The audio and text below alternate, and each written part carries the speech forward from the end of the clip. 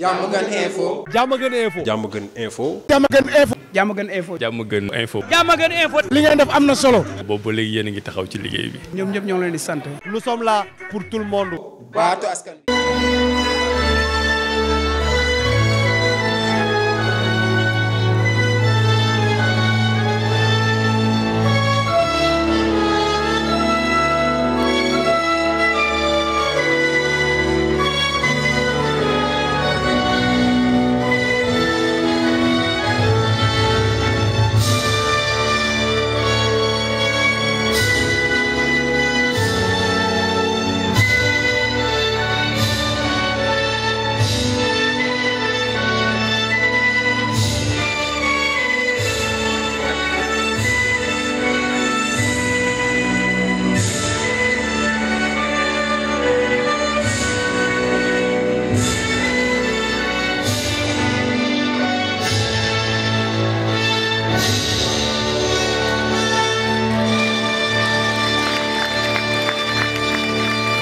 leen waxoon ni leen boromam xamal na ko ni dina àgg ak jàmm te bis bu koy ibbi ci kàttanu yàlla dina def teewaat sëriñ bi nee na yaakaar naa ne bu fii mujj di ñëw loolu ngeen waxante woon waaye nag yàlla suturaal na ci bu baax nee na teewaay gi loolu moo nekk li nga xamante ni mooy sedd gi mu waxoon ci kàddu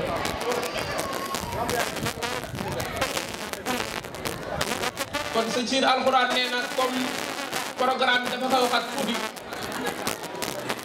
nee na day joxe ñaan yi nga xamante ni moom la ñuy ubbee rek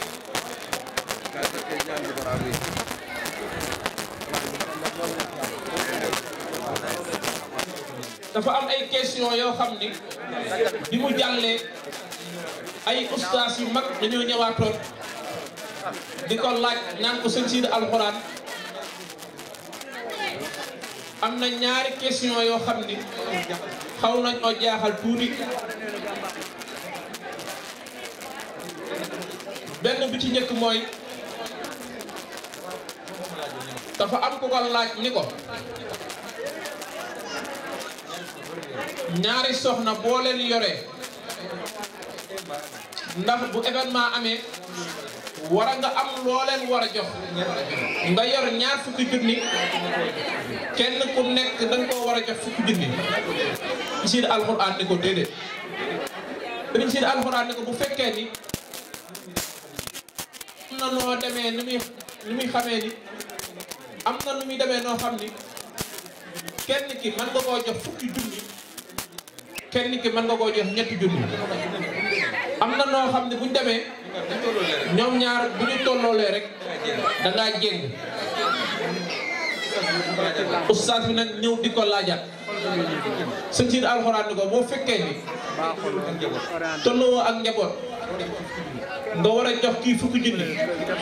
kii am fukki doom kii am ñaari doom waruñoo toll leen loo leen jox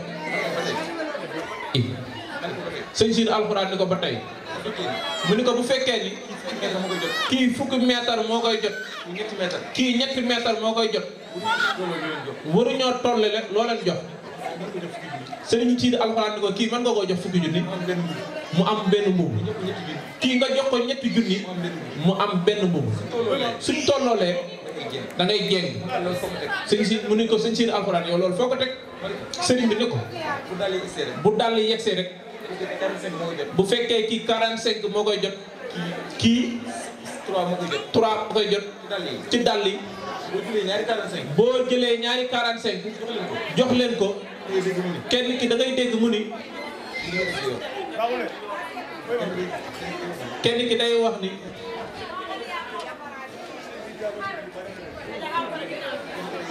kenn ki day wax ni bi ñuy jox dàll yi yaa gën a xam ni tolloowuñu ay tànk kon kenn ku ci nekk naka yàlla bindee noonu nga koy doxalee beneen question bu ci topp mooy ci koor gi dañ ko ko laajoon ni ko sëriñ bi takkub suuf moom benn ustaas ni loolu dafa xaraam ci la ko sëñ Siir alxuraan leeral ne ko takk bu xasee ba am ay seede am càng am kilifa am nee na boobaa sëy bi day daal di dugg mu ni ko nag bu dee am na sëy yoo xam ni def ko secret moo gën ndax ci li muy yàq mu ni ko nag ci li muy yàq mu mel nan sëriñ bi ne ko am na yoo xam ni takk suuf moom moo ci gën mu ni ko misaal yaayu commissaire su bëgganteeg sàcc bu ci koñ bi ñoom ñaar ñu bëggante yaayu commissaire ni ko soo ko mayul ma xaru nee na sëy yooyu kon def ko secret rek moom mooy gën ndax lu muy yàq ndax dañ naan commissaire day jàppale sàcc bi kon sëñ bi nee na bu noppee ñu jàngale Faatiha ak kitaab ak Lixlaas ñetti yoon Falaq ñetti yoon Naas ñetti yoon suñu boroom defal ñi jàmmi àdduna ak jàmmi alaaxira ñu continuer programme bi kon bismillah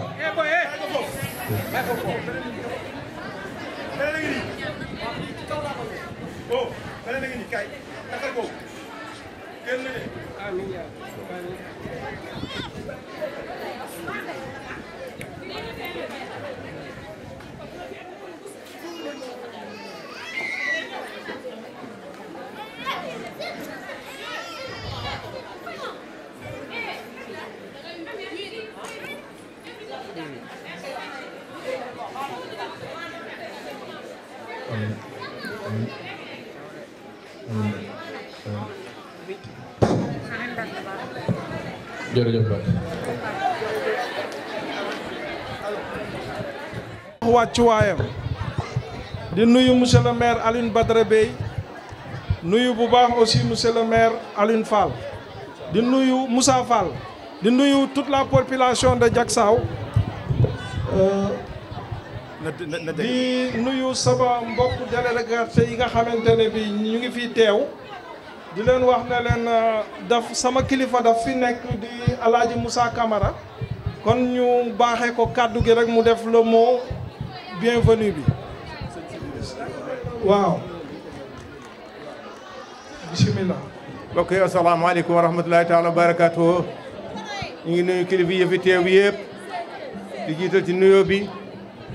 sëñ Sidi Mbacke alxuraan di ci teg El Hadj Moussa Fall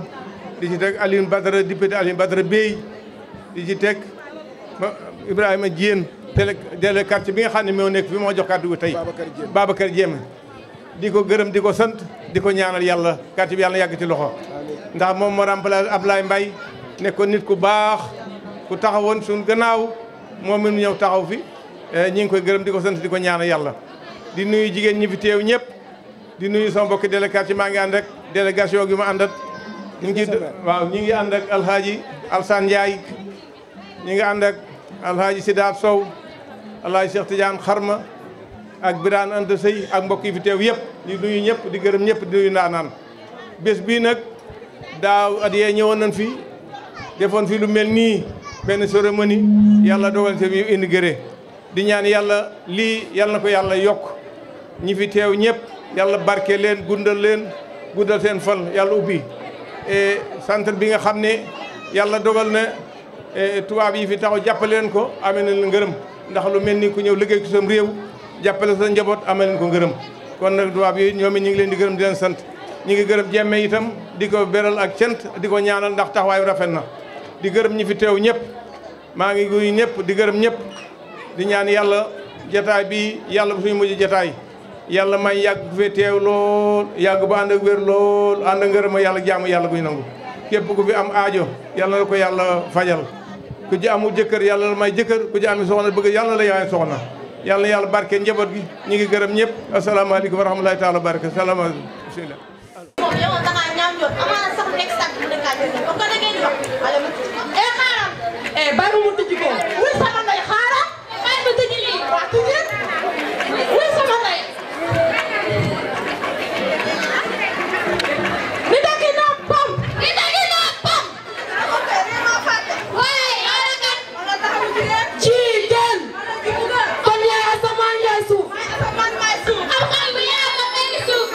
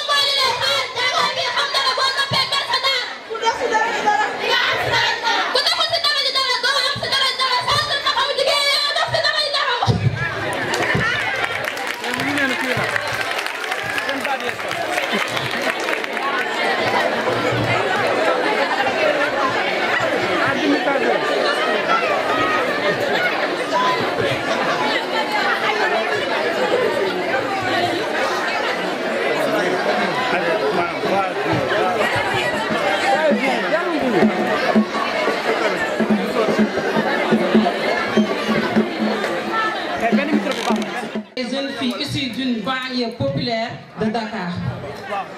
Nous sommes devenus des apprenantes, des futurs entrepreneurs, des femmes debout en chemin vers l'autonomie. Ce que vous voyez ici n'est pas seulement un bâtiment, c'est une porte ouverte sur notre avenir grâce au financement et à l'engagement de nos partenaires venus spécialement de Suisse pour cette inauguration. Nous avons maintenant accès à des formations en couture, en coiffure, en teinture, en cuisine, en économie familiale et sociale. Ces formations nous donnent de la dignité, de l'espoir, surtout une place dans la société. Nous exprimons toute notre reconnaissance à M. Keita, notre directeur, pour son engagement au quotidien afin de faire de ce centre un lieu de respect, de qualité et d'excellence. À travers lui, nous remercions aussi tous nos formateurs et formatrices qui nous accompagnent avec patience et passion. Grâce à vous, nous avançons pas à pas vers notre avenir. Et bien sûr, nous n'oublions pas M. Sel, l'initiateur de ce magnifique projet. Merci d'avoir semé cette graine d'espoir dans notre quartier. Aujourd'hui, elle commence à faire ses fruits et nous ferons tout pour en prendre soin. Je vous promets au nom de toutes les apprenants, que nous mériterons cette belle infrastructure. Nous en ferons un véritable tremplin pour notre avenir et pour celle de notre communauté. Enfin, nous tenons à adresser nos remerciements les plus chaleureux à nos partenaires suisses ici présents, dont la représentante Mme Rosita Rubin. Votre soutien change nos vies et restera gravé dans nos cœurs. Takku temm taxawu jigéen ngir mu doon ki gën. Takku jigéen ngir mu doon ki gën. Takku temm taxawu jigéen ngir mu doon ki gën. Takku temm taxawu jigéen ngir mu doon ki gën. Ayo bebe Wilal ma demba sabar ki tanda kilal sama dom ji Wilal sama dom je beyo sama dom sama soppe dunda mata ñaan moom lay ñaan salimata dundal soo dundee ba mu yàgg daal ayo be Wilal ma demba sabar gi tande kilal ndaat saay kuy laal sama doom je beyo di ko jamu yor xel mi mu àndal laaw la kees ba ayo be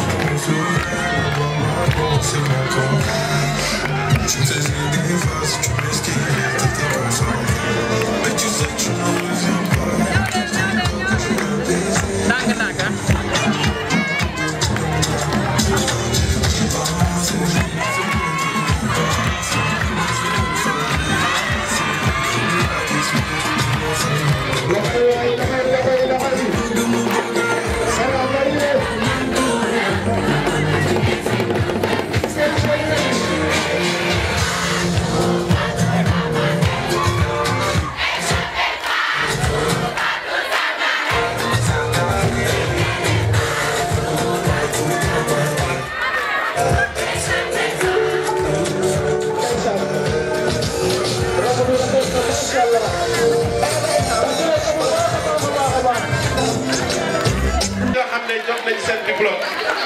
waaw waaw yëkkati leen ko yëkkati leen ko.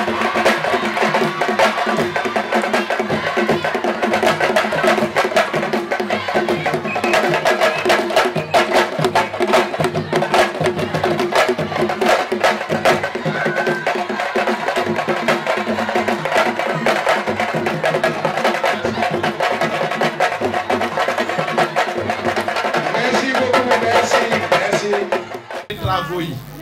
bi mu koy superviser ñi taxaw nii carreleur bi moo sol mbaxane bi kii sol lunette di noir yi mooy menuisier bi kii nii moo tabax bâtiment bii muy Ablaye Sidibé. tàccu leen Ablaye bu baax a baax a baax ak ñi mu àndal ñëpp. kii nii à côté moom moo yoroon électricité bi am na Mor Badiane mooy quincaillerie bi nga xam ne moom moo ñu doon fa lañ doon jëndee bagage yi pour wan leen ne taxawu jigéen ku mu àndal reconnaissance da koy am ndax ñii la ñu àndaloon pour tabax bâtiment bi Youssou Diallo ñëwul moom mooy plombier bi mais du tee ñu tudd ko Abdoulaye Fall moom moo yoroon menuisier métallique bi Raphaël Mankabou moo def peinture bi kon madame Sène yow mi yoroon supervision travaux yi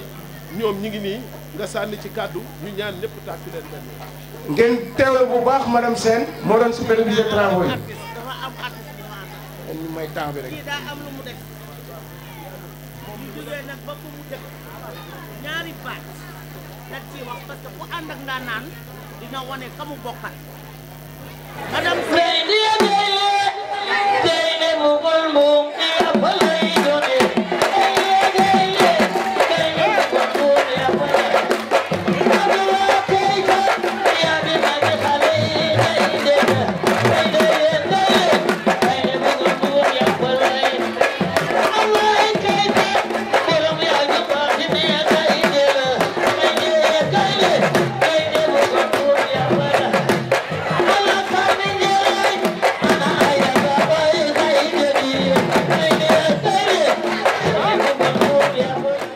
suñu naataango yi nga xam ne ñoo bokk ak ñoom liggéey bi ba mu yegg si fii tey seen diplôme yi di leen remercier di leen wax ni kontaan nañ ci ñoom trop ndax liggéey bi set na baax na macha allah kontaan nañ. di nuyu waa Zac Mbao ñi nga xam ne nag jóge nañ Zac Mbao ànd ak man muy délégation bi toog ñoom ñëpp aw ma seen fay maa ngi leen di fay di leen sant di leen gërëm. di gërëm samay mag ak samay rakk yi ma bokkal ndey ak baay ñu ci jataay bi toog di gërëm ñëpp. monsieur Sène maa ngi lay beral sa nuyoo di la beral sa gërëm parce que bu la neexoon tey ji nga doxalee neneen noo xam ne nii di nga rusloo say mbokk di nga rusloo sa jabar ba du taxaw fii di jël parole mais li nga def danga koo teg ci yoon mu leer ñëpp ndax bu la ñuy yónnee woon mbaa ñu doy loo la nga def ci naka sudul noonu tey doo toog fii woo mbooloo woo leen ñoom ci seen bopp ñu jógee Suisse ba fii ñëw di xool lii kon boo liñ la jox da nga koo teg ci yoon da nga koo def muy defar bu rafet karkar macha allah Abdallah Keita yàqu ci dara ndax lépp moom la moom ak ñi koy jàppale délégué de quartier bi aussi ak waa quartier bi yëpp yàquñu ci dara ak bàjjenu gox yi ndax bu leen neexoon ngeen ne suuf mi ñuy sonal wala ciment bi wala xeer yi wala nangam ak nangam mais lu ñu neex def ci koñ bi ba lii mën a taxaw tey jii kon ñu ngi sant ñu ngi gërëm li ma bëgg a wax lépp li ci sama xol su ma ko waxee temps bi daf ñuy xoj kon ñu ngi sant di gërëm di ñaanal yàlla ñëpp gudd fan wér élèves yi fi jàng maa ngi leen di ñaanal yàlla na ngeen dund ba li ngeen di def tey jii mu jariñ leen ci seen kër ak seen njaboot ci kàttanu yàlla baax Seydina Mohamed jërëjëf. tàccul leen un bref rappel. L'histoire récente de ce projet remonte au mois de juillet 2016 lors des vacances effectuées à Sicap Mbao par mademoiselle Agna Roudine et sa mère Rosita, venues de Terville dans le canton de Bâle, Campagne. Suite à la remise symbolique d'une valise contenant quelques divers objets de seconde main, il a été décidé, après une longue nuit de discussion avec mon épouse Salimata Dieng, de trouver des moyens pour venir en aide aux femmes et filles des quartiers de la commune et environ qui sont souvent sédentaires. Voilà brièvement campé l'origine du projet de mise en place d'un centre d'action sociale pour des femmes appelées Taxawu Jigéen. Mesdames, Messieurs, je voudrais saisir cette opportunité pour adresser mes sincères remerciements à la présidente Madame Rosita Roudine, aux membres du comité Fort-de-Verain, Maria Francisca Agnan Jitter et aux donateurs suisses qui ont cru en ce projet et qui ont entièrement financé à 100% sa réalisation. Votre soutien indéfectible, votre générosité et votre engagement envers l'égalité des genres ont été des pierres angulaires dans l'édification de ce centre. Grâce à vous, nous avons pu transformer notre vision en réalité. Je puis affirmer que vous avez compris qu'investir en faveur des femmes entraîne davantage non seulement pour elles, mais aussi pour la société dans son ensemble. C'est pourquoi il est nécessaire de favoriser leur autonomisation économique à travers, entre autres, la protection de leurs droits à l'éducation et au travail. Il est essentiel de leur garantir les moyens de subsistance nécessaires pour répondre aux besoins essentiels. L'autonomisation économique sous-tend et détermine l'exercice des autres droits tels que se nourrir, se loger, se soigner, se vêtir et vivre à l'abri des violences. Il est essentiel que l'emploi des femmes soit productif et s'effectue dans des conditions de liberté, d'équité, de sécurité et de dignité. La réalisation des droits des femmes n'est pas seulement un impératif moral,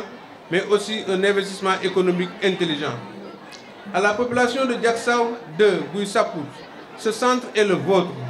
Nous comptons à nouveau sur votre implication et votre participation active pour faire de cet espace un lieu dynamique d'apprentissage et de partage.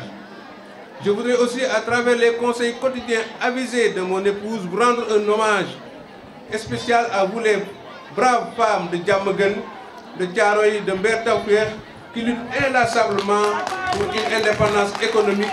véritable revue du progrès socio-économique. Ce centre est un hommage à votre force et à votre résilience. Pour conclure, je tiens également à exprimer ma profonde gratitude à M. Abdoulaye Keïta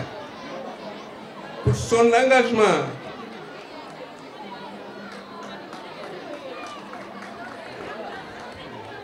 et convictions profondes, ainsi qu'à tous les formateurs. Vous êtes les architectes de l'avenir de nos bénéficiaires. Votre expertise et votre dévouement seront des moteurs qui propulseront nos femmes vers de nouveaux horizons. Avec votre aide, nous sommes convaincus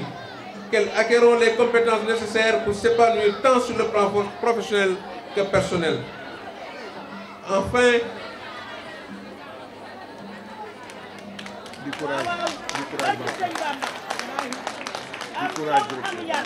nos pensées pieuses et nos hommages à toutes les personnes qu'ils ont quittées et qui ont tant œuvré pour l'éducation de centre. Je veux nommer le délégué Ablaye Mbaye, le délégué Tiendou Mbaye et Modou Diouf. Mes remerciements aux autorités administratives, religieuses, coutumières. Votre présence ici témoigne de l'importance que vous accordez à l'émancipation des femmes.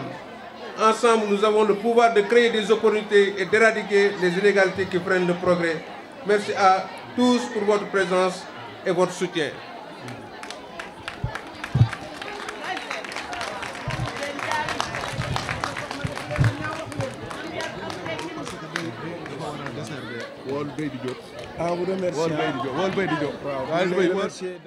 Monsieur le représentant de la formation, cher Monsieur Keïta, cher Mbaye et cher Salimata, chers formateurs,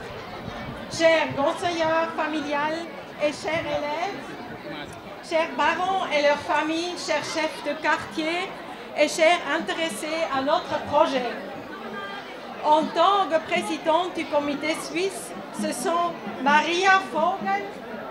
Franziska Stoffer, Anja Rudin et moi-même, Rosita Rudin. Je vous souhaite la bienvenue à l'inauguration de nouveaux centres de formation. Nous sommes aussi réunis pour célébrer le succès de notre projet en général. J'aimerais dire quelques mots sur la création du projet,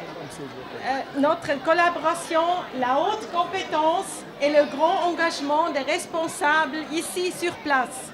ainsi que le financement pour la donateur. Après que Meissen avait fondé l'école David Diop Mondes, il est venu en Suisse pour une formation continue. Là, il a connu l'enseignante Maria Vogel et est intervenue dans sa classe au gymnase d'Auberville. Ma fille Anya, alors élève dans cette classe, s'est intéressée au travail de Mbaye. Après un échange sur coopération au développement, Mbaye a invité Anya à Dakar pour 3 mois. Pendant ce temps, beaucoup de nouveaux contacts se sont établis. De plus, l'idée d'un projet commun qui offre une formation à des jeunes Sénégalaises défavorisées est née. Lors d'une nouvelle visite de Mbaye en Suisse, le projet s'est concrétisé et est devenu un projet pilote.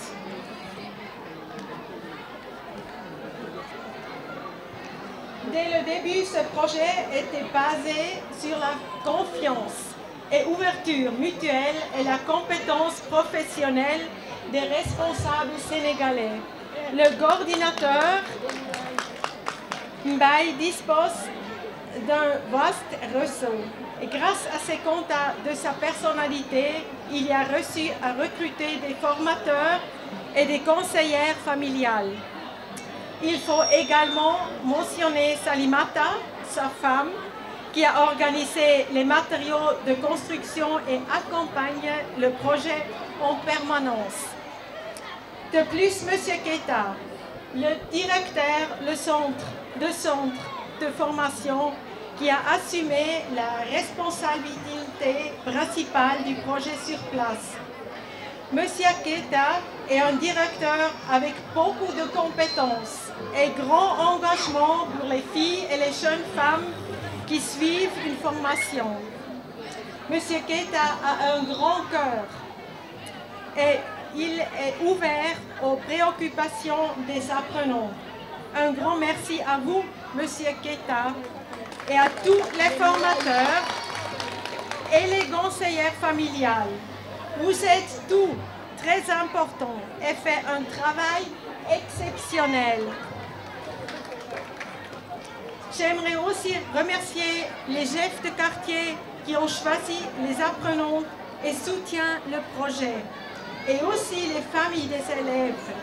Par leur soutien, elles leur donnent la chance de mener une vie plus autonome. Avec une formation reconnue par l'État, les élèves acquièrent davantage de perspectives pour leur avenir. De notre côté, notre association suisse s'occupe du financement du projet. Bien sûr, nous prenons toutes les décisions ensemble avec des responsables sénégalaises. Ces dernières années, nous avons collecté de l'argent pour acheter le terrain et pour financer la construction du centre. C'était particulièrement dur de trouver des donateurs et aussi à cause de la guerre ukrainienne et de l'incertitude économique en Europe. Ce problème de financement s'est montré par le fait qu'après le rez-de-chaussée, nous avons dû interrompre la construction du centre. Nous savons que ça demandait un effort supplémentaire pour l'organisation sur place et beaucoup de patience pour vous. Nous aimerions donc vous remercier de votre compréhension. Pourtant, par ces efforts continus, notre comité suisse a pu gagner des donateurs privés et publics et de nouveaux membres pour notre association. Pour les donateurs, il est important que leur argent soit employé de manière efficace et durable et que les investissements soient véritables. J'aimerais donc remercier ici les membres du comité suisse de leur engagement pour l'emploi responsable. Le nouveau centre assure la continuité et la planification du projet et offre beaucoup de nouvelles possibilités. Nous avons plus de place qu'avant. Ainsi, nous pourrons offrir une nouvelle formation dans la restauration, reprendre l'idée des agricultures sur table et l'installation d'une cuisine et d'un café. Nous pourrons donc vendre des repas, ce qui est un premier pas vers l'indépendance financière. De plus, nous pourrons reprendre la fabrication d'uniformes scolaires et nous dispensons d'une grande salle à louer pour les réunions des fêtes, de cinéma, etc. Il y a aussi l'idée d'offrir des formations d'électriciens et de plombières à l'avenir. Le grand succès du projet Taxawu Jigéen repose sur le soutien de vous tous et vous êtes engagés corps et âme pour notre centre. La collaboration du quartier entier était nécessaire pour atteindre notre but. Donc encore une fois, un grand merci à M. Keita, Mbaye Sène et Salimata, les formateurs, les conseillères familiales, les chefs de quartier, les parents et familles des apprenants et à tous ceux qui nous ont aidés à réaliser ce projet. Merci à vous tous. Merci. ñi ngi am mbégte tey di rendre hommage aussi délégué Ablaye Mbaye nga xam ni projet bi bokk na si ñi ko porté woon tey yàlla dogal li gën muy lu am solo loo xam ne xëy na ku fi toog rek xam projet bi sa xel dina dem ci moom. suñ ci jógee aussi ñu gërëm monsieur Sène ak madame Sène bi nga xamee ne bi nii yàlla dogal na liggéey bi jaar seen loxo waaye Abdoulaye Keita bi nga xam ne école bi tey fu mu toll loxoom la encadrement bi ak aspect pédagogique yëpp ci loxoom la nekk. di gërëm délégué de quartier yi parce que su ma leen limee damay juum mais xam nañ délégué de quartier yi nga xam ne ñoom bi ñuy tàmbali fii ñoo njëkk a tànn ay xale yi seen quartier indi ko fii jële ko ci Baye Alsane ba bi ñuy egsi ci Sidaat ba fii ñoom ñëpp ku nekk dugal ci sa loxo ñoom Ablaye Ngom donc mu nekkoon projet bu am solo. projet boobu nag tey bu ñu ko amee bokk na ci suñu partenaires yi nga xam ne ñoom ñoo jógee Suisse madame Rosita jiite leen te yàlla dogaloon ci teewam fii ci biir Diamaguène Sicap Mbao lu mel nii juddoo fi kon ñuy nuyu suñu délégation bi nga xam ne ñoo jógee ba Suisse ñëw fii pour ñun ñëw fii pour Diamaguène Sicap Mbao mais ñëw pour Sénégal indi fii projet bu toll nii. projet bi nag jaruñu ci sori parce que ñëpp xam nañ ni projet bi taxawu jigéen la. taxawu jigéen nag dafa am solo ndax ay xale yu jigéen ñoo fi jànge mais tey bu ñu gisee waajur yi ni ñu mobilisé woo gis waa quartier bi ni ñu mobilisé woo mun nañ comprendre fierté bi ñu am ñun ñi nga xam ne ñoo leen dénk mairie bi ak adjoint au maire yi nga xam ne ñoo fi nekk ak partenaires yi nga xam ne yëpp ñoo ànd ak ñun tey di ñu jàppale si liggéey bi bànneex bi ñu war a am ci seen xol. parce que jàpp naa ni y a à peu près 1 an derrière ñu ñëwoon fii. xam nañ ni bu ñu arriéré tuuti fi école bi nekkoon lëndëmoon na bâtiment bi mu nekkoon doyoon na waar ndox mi sonaloon nañu donc ñëpp amoon nañ jaaxle di yaakaar fan lañu war a dem tey yàlla ubbi bunt bi ñu commencé projet bi xale yi def nañ fi ñaari at yoo xamee ne bi nii ñoom ak chantier bi ñoo fi nekkandoo di bërëwu di def seen di def effort mais loolu taxul benn encadreur tayel man saa yu ma duggee fii jàngalekat yi laa xool seen kanam nan lañ mel ak condition yi ñuy jàngalee mais chaque fois boo fi excès da ngay gis ni ñu ngi seen cawarte ñi ngi ci seen yéene bi ñu am mooy jàngal ay xale yu jigéen yoo xam ne xëy na sax seen i waajur amuñu lépp li nga xam ne moom la leen mën a offrir waaye ñoom ñu koy def gratuitement école yi ñu fiy def jàngale gratuite bëriwul. donc ñoom nag bu ñu mënee jël ay xale première année deuxième année ba troisième année jox leen diplôme yóbbu leen ba pare taxaw ci seen insertion kon encadreur yi kenn amul seen fay. donc ñoom yàlla leen yàlla fay ñu may leen loxo bu baax encadreur yi parce que ay jàmbaar lañu bi ma fay mujj xale yi nga xam ne ñoo doon def wàllu coiffure dama ñëw ñu wan ma bopp yi ñuy utiliser pour mun a jàng lépp bi ñu ma ko wanee ma ne leen dinaa dem Italie jëndal leen ay tête indil leen ko bi ma leen ko indilee gis naa bànneex bi nekkoon ci seen xol parce que mënoon nañu wax ni ñun lu ñu jàngal baax na mais dañ ko téye def ko seen i mbir téye ko bâtiment bi aussi bi ñu koy démarré je pense que commune bi dafa nekkoon partenaire ci wàllu programme bi amoon nañ jafe-jafe déjà ci lépp li nga xam ne jëm na ci autorisation yi pour ñu mun ko def suñ ci toppoon dina métti mais incha allah avec encadrement wu Sène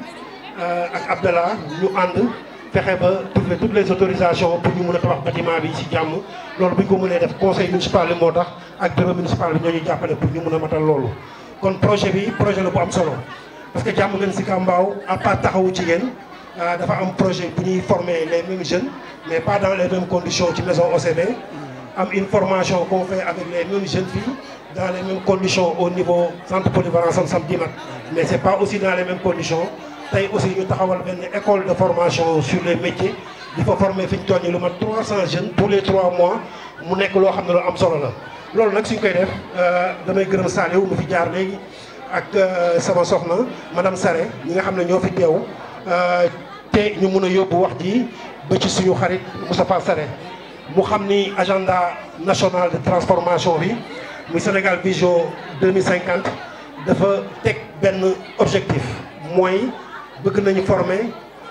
juróomi millions ci ay xale pour renforcer le capital humain fii ak 2050 loolu la président Ousmane Sonko bëgg ak président Bassirou Diomaye Diakhar Faye ñu ne waat loolu nag pour ñu def ko am nañ benn mandat boo xam ne 2024 la 2029 muy stratégie nationale de développement bi nga xam ne moo taxaw plan d'action quinquennal bi ñu ne bëgg nañu former 700 000 xale yoo xam ne dinañ leen yokk seen doole yokk leen ay xam-xam ba ñu mun a dem liggéey ñu jëlaat beneen stratégie parce que dañuy wax ministère de la formation professionnelle ak de l'insertion apprentissage ak insertion donc ñu ne dañuy jël approche projet formation insertion muy PFI ñu jël objectif ni écoles yi jox nañ leen dëgg ñu jàppale gone yi pour ñu def leen ay formation jox leen ay diplôme loolu avec direction de l'apprentissage ñu fexe ba diplôme yi nekk ay diplôme d'état ñu mën leen reconnaître mais en même temps aussi ñu mun leen insérer te je pense que mairie bi dina jël engagement par rapport wàllu stage u xale yi ak seen wàllu insertion aussi ñu def ci lu ñu mën ba xale bu fi jógee ëllëg nga mun a dem jàngi ji waaye nga mën a sa liggéey loolu nag c'est pour xale yi mais c'est pour jigéen ñi parce que fii dañ fi am problème mu insertion pour les jeunes mais aussi dañ fi am problème mu autonomisation des femmes te autonomisation des femmes mooy seen yaay yi mooy ñoom ci seen bopp xale yi jigéen yi nga xam ne ñooy jàngale fii ñu am benn financement bu 20 millions bu PNDL joxe ñu ne ci wàllu tailleur yi wala ci wàllu artisanat bi wala ci wàllu jigéen ñi li ñuy liggéey ci transformation des produits dinañ teg au moins 4 incubateurs benn incubateur bi dina jëm ci wàllu indi machines yi nga xamee ne bi nii xëy na terre yëpp mënuñu ko am mais dina nekk machine yoo xam ne mënuñ ci def ay baat mun na ñëw loo xam ne mënuñu ko ñëw pour au moins li ñuy teg ci marché bi mun a nekk loo xam ne lu présentable la beneen bi ñu ne jigéen ñi dinañ ut benn incubateur boo xamee ne bi nii dafay fexe ba li ñuy defar ci wàllu jus di ko jaay ku ci am lu ci bari ba koo produire soo ñëwee foofu nga produire ko gratuitement dem jaay yóbbu sa kër ñetteel bi ñu ne far benn incubateur pour lépp lu jëm ci wàllu cere caakiri ak yi nga xam ne mun na encadrer avènement wu jigéen ñi aussi ñu teg ko ñeenteel bi nag comme ni ñu ko waxee mooy centre de formation bi ñu ne métier bu nit bëgg muy pâtisserie muy agroalimentaire soo joxee 20 000 dinañu la former pendant 3 mois yi boo paree nga am diplôme boo xam ne nga koy yóbbu sa kër donc ñu dañoo bëgg a bokk ci 700 000 employés 700 000 jeunes yi ñu war a former insérer leen ci 5 ans yi di ñëw Diamaguène Sicap Mbao def ci au moins 100 000 loolu nag ñu ngi ci woo ñëpp di gërëm ñëpp lii dafa bokk ci suñu programme soppi xar kanamu Diamaguène Sicap Mbao moo tax ñu sonn ci parce que jàpp nañ pour ñu soppi xar kanamu Diamaguène Sicap Mbao il faut quartier bu nekk boo fa duggee fekk fa loo xam ne lu bees la moo tax ñu bëgg a yeesal defaraat tali Maam Jaara bi moo tax bâtiment bu mel nii ñu sonn ci ba mu taxaw fii moo tax aussi ñu tabax police bu bees moo tax ñuy liggéenti pour stade bi moo tax waa Nasrullah war a am terrain football bu bees tax moo tax militaire bi ñuy waagee defar foofu ñu defar ko moo tax programme yu bëri di dugg mooy pavage bi ngeen gis ak yu mel noonu donc di sant ñëpp di gërëm ñëpp di leen wax ni seen soxla la ñuy dox suba ngoon guddeeg bëccëg te incha allah ñu nag yéen ba ci kaw jërëjëf merci. léegi nag voilà. Diamaguène Info. Diamaguène Info. Diamaguène Info. Diamaguène Info. Diamaguène Info. Diamaguène Info. Diamaguène Info. li ngeen def am na solo. boobu ba léegi yéen a ngi taxaw ci liggéey bi. ñoom ñëpp ñoo leen di sant. Nous sommes là pour tout le monde. baatu askan wi.